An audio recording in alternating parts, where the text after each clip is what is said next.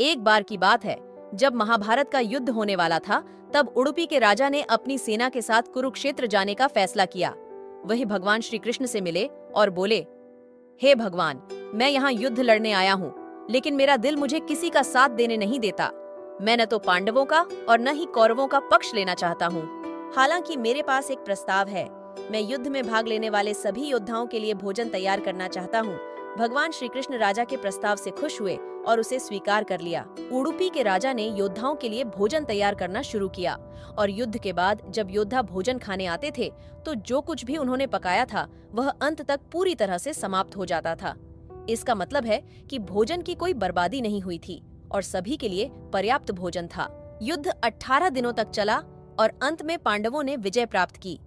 युद्ध के बाद जब युधिष्ठिर हस्तिनापुर के राजा बने तो उन्होंने उडुपी के राजा से पूछा, हे राजा, आपने भोजन की इतनी अच्छी योजना कैसे बनाई? राजा ने प्रश्न किया, महाराज, आप अपनी जीत का श्रेय किसे देंगे?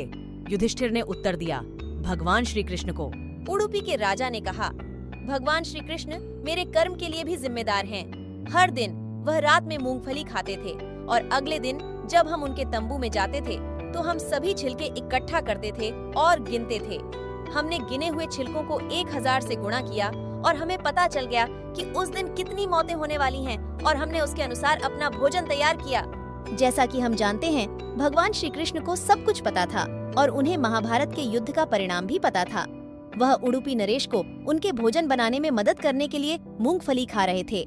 अगर आपको ये कथा पसंद आई है तो हमारे चैनल दी रैंडम गाय को सब्सक्राइब जरूर करें। जय श्री कृष्ण।